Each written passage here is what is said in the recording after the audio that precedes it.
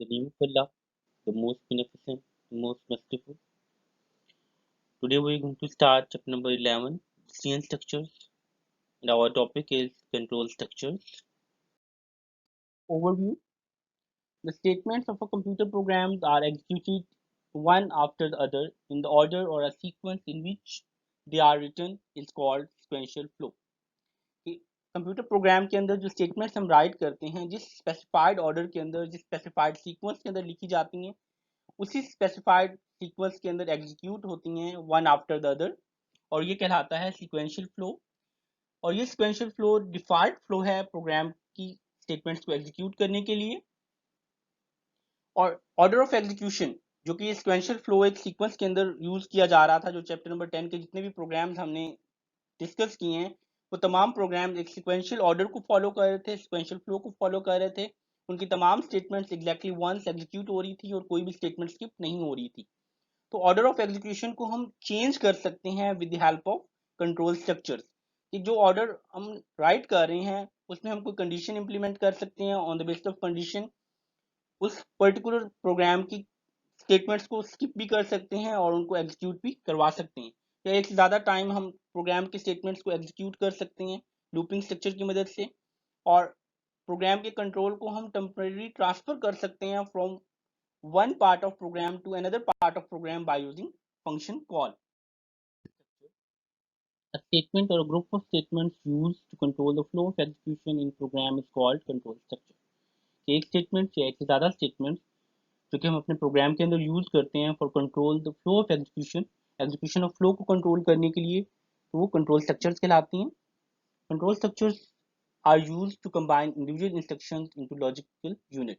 हमारी जो इंस्ट्रक्शन हम राइट कर रहे हैं कंट्रोल स्ट्रक्चर की मदद से हम उनको एक लॉजिकल यूनिट के अंदर कंबाइन कर सकते हैं। और logical unit has one entry point और वन एग्जिट पॉइंट। इन लॉजिकल यूनिट का एक एंट्री पॉइंट होगा और एक एग्जिट पॉइंट होगा। फॉर एग्जांपल हमने एक कंडीशन राइट की और उस कंडीशन की बेसिस पे हमने दो स्टेटमेंट्स को एग्जीक्यूट करना है। वो दो स्टेटमेंट्स जो आफ्टर द कंडीशन राइट की जा रही हैं वो एक लॉजिकल यूनिट में कंबाइन कर दी गई हैं। कंडीशन चेक होगी और अगर कंडीशन ट्रू होगी तो वो दो स्टेटमेंट्स एग्जीक्यूट होंगी, और अगर कंडीशन फॉल्स होगी तो उन स्टेटमेंट्स के बाद जो स्टेटमेंट्स लिखी जाएंगी उन स्टेटमेंट्स को कंट्रोल एग्जीक्यूट करेगा। अब control first of all condition check करेगा, अगर कंडीशन ट्रू है तो कंट्रोल एंटर होगा into the logic unit, first statement को एग्जीक्यूट करेगा तो दैट इज एंट्री पॉइंट। और जैसे ही last statement the second statement execute होगी तो दैट इज एग्जिट पॉइंट, और कंट्रोल मूव करेगा toward the next statement after the body of if और body of decision making condition. Control structures जो हैं वो यूज किए जाते हैं to implement the programming logic. जो भी लॉजिक होगी हमारे प्रोग्राम की उसके अकॉर्डिंग हम कंट्रोल स्ट्रक्चर को यूज करेंगे। कंट्रोल स्ट्रक्चर्स जो हैं there are three kinds of control structures in C to control the flow of execution. The first one is sequential structure, selection structure and repetition structure. तो program की logic के according हम decision making create करेंगे, decision लेंगे कि हमने programme को sequential order में एग्जीक्यूट करना है, हमने किसी पर्टिकुलर कंडीशन को यूज करना है तो हम सिलेक्शन स्ट्रक्चर को यूज करेंगे फॉर द प्रोग्राम लॉजिक। और अगर हमने प्रोग्राम में रेपिटेशन इंप्लीमेंट करनी है, किसी स्टेटमेंट को बार बार रिपीट करना है तो हम रेपिटेशन स्ट्रक्चर को यूज करेंगे। First one is sequence structure. It is also called sequential structure and the figure shows the execution of sequential structure. Statement 1, 2, 3 and 4 they are written in a sequence in an order. The statements are executed in the same sequence or order in which they are specified in program. जो statements जिस sequence में लिखी जाएंगी sequential structure के अंदर उसी sequence के अंदर execute होंगी। इनमें से कोई भी statement skip नहीं होगी और हर statement अपनी बारी पे one after another execute होंगी। The control flows from one statement to other in logical sequence. So first of all statement 1 execute होगी, फिर statement 2 execute होगी, statement 3 execute होगी और statement 4 execute होगी, और इसके बाद जो statements होंगी उनको उसी sequence के अंदर execute करेगा जिस sequence के अंदर लिखा गया। All statements are executed exactly once. इनमें से कोई भी statement skip नहीं होगी, तमाम statements जो लिखी गई हैं वो सारी statements execute होंगी at least one time. It means no statement is skipped and no statement is executed more than once.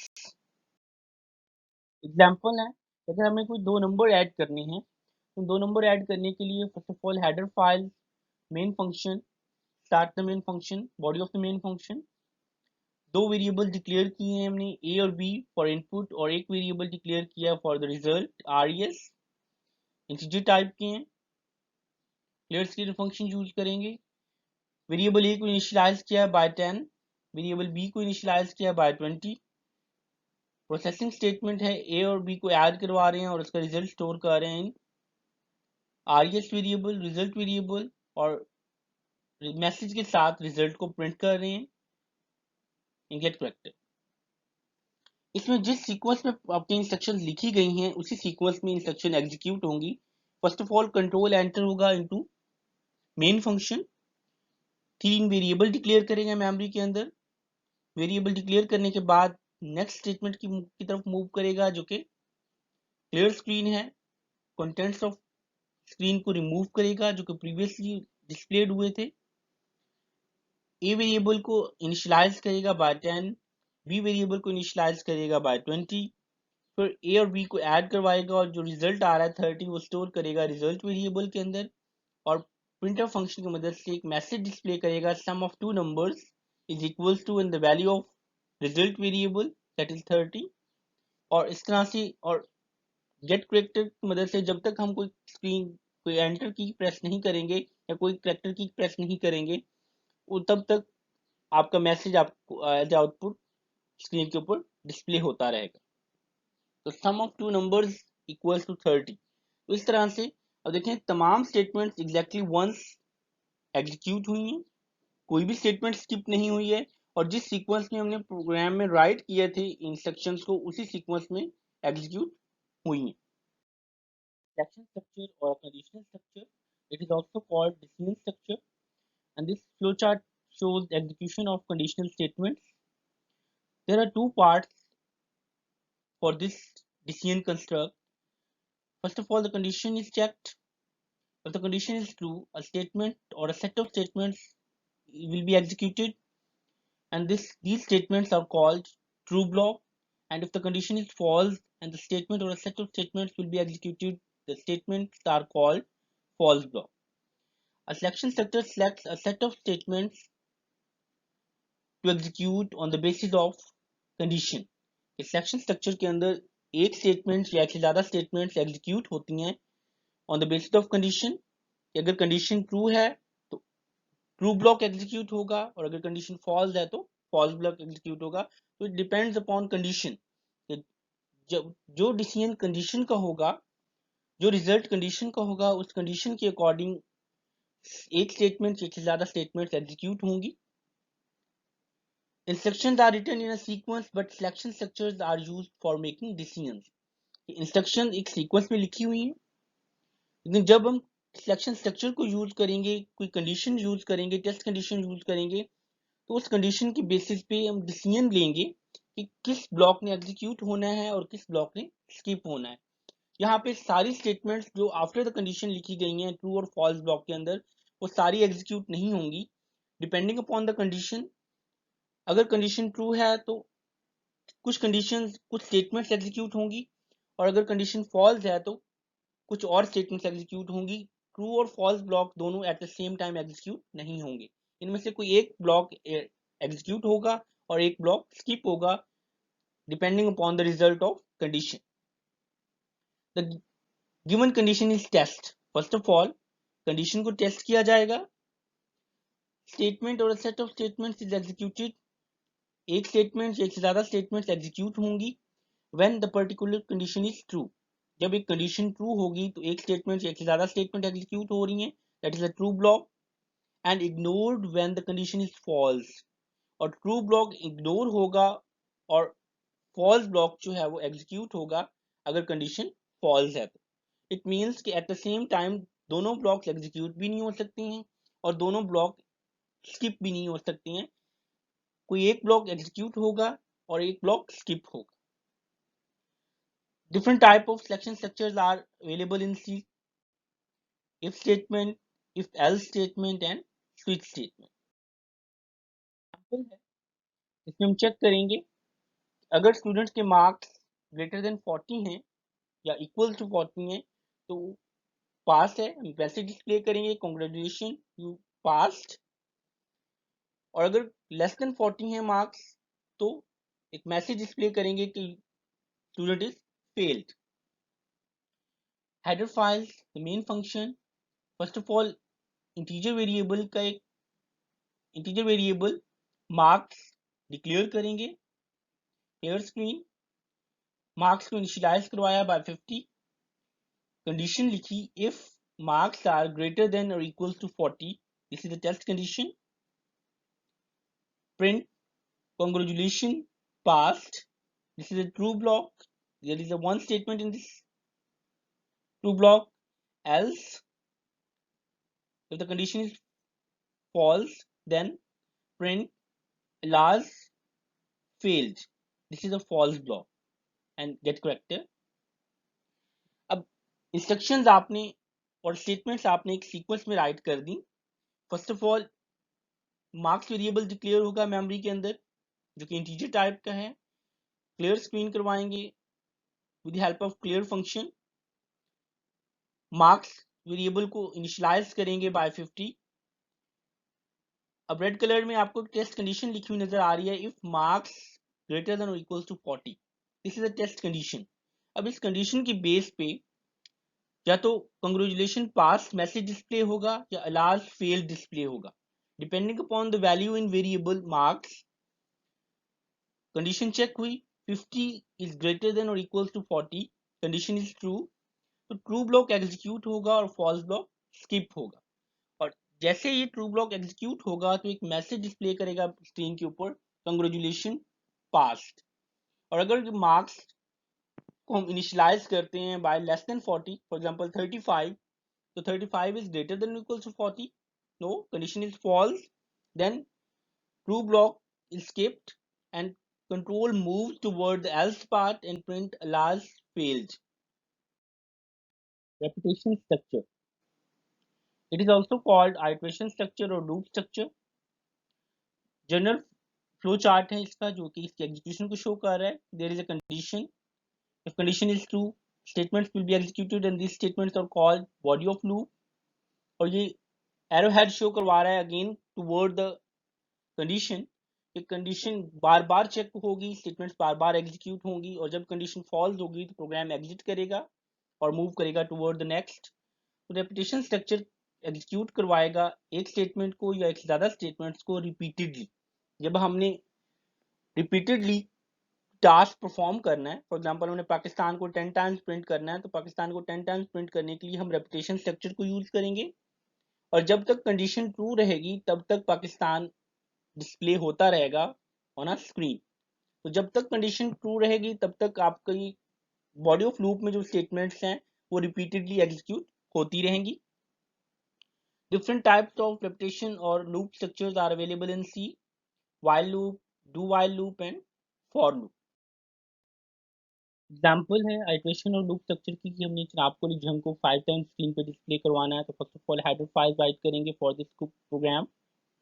Main function एक काउंट वेरिएबल लिया हमने, clear screen function count variable को इनिशियलाइज किया है बाय 1, लूप राइट की है, iteration structure हमने use किया है व्हाइल लूप और इसमें कंडीशन लगा दी है, टेस्ट कंडीशन है count is less than equal to 5।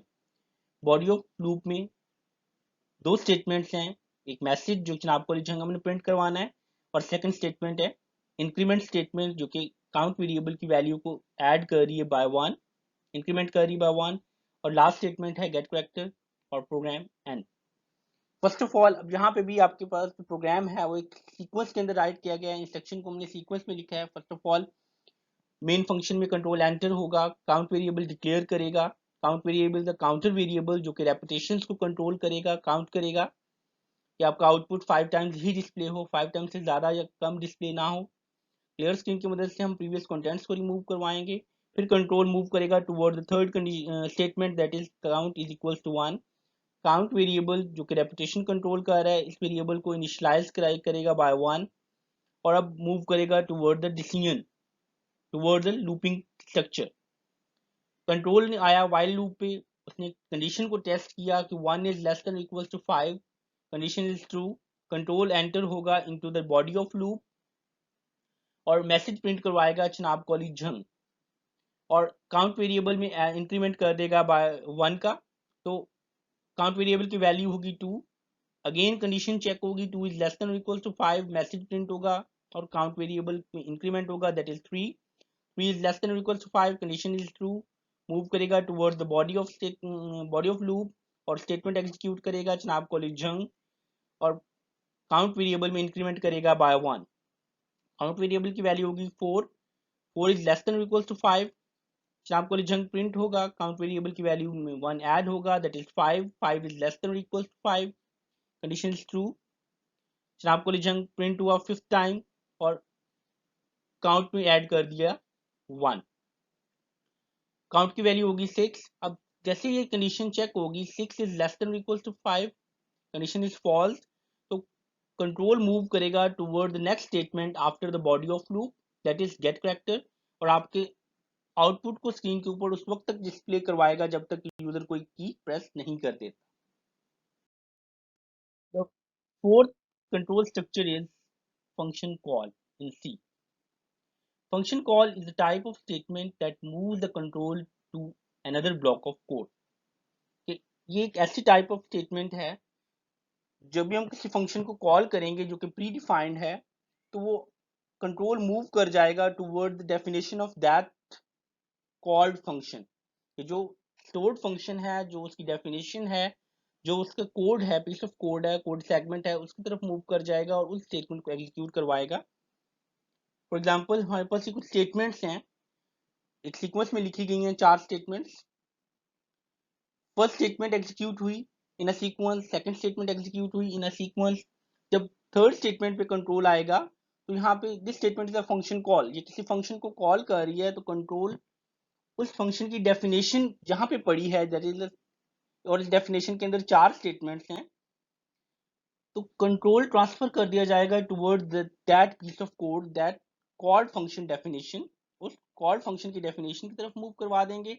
और इस फंक्शन की जो डेफिनेशन है, इसमें 4 स्टेटमेंट्स हैं, वन आफ्टर एन अदर, उसी सीक्वेंस के अंदर जिसमें वो लिखी गई हैं उनको एग्जीक्यूट करवाएगा, और एग्जीक्यूट करवाने के बाद उनकी कोई वैल्यू रिटर्न करेगा टुवर्ड द कॉलिंग स्टेटमेंट। जिस स्टेटमेंट ने कॉल किया था, जो स्टेटमेंट फंक्शन कॉल कर रही थी, उसी स्टेटमेंट को उसका रिजल्ट रिटर्न करेगा, और रिटर्न करने के बाद जो नेक्स्ट स्टेटमेंट्स होंगी उनको उसी सीक्वेंस में एग्जीक्यूट करवाएगा जिस सीक्वेंस में वो लिखी गई। The control returns back after executing all the statements in the block, कि जिस ब्लॉक की तरफ हमने कंट्रोल को मूव किया था उसकी तमाम स्टेटमेंट को एग्जीक्यूट करने के बाद वो उसी स्टेटमेंट की तरफ रिटर्न किया जाएगा जिस स्टेटमेंट ने उस पर्टिकुलर फंक्शन को कॉल किया था, और उसके बाद remaining statements are executed immediately after the function call when the control is returned। जैसे ही कंट्रोल रिटर्न करेगा तो उसके बाद जितनी भी स्टेटमेंट्स होंगी गेट करेक्टर से पहले, वो तमाम स्टेटमेंट्स एग्जीक्यूट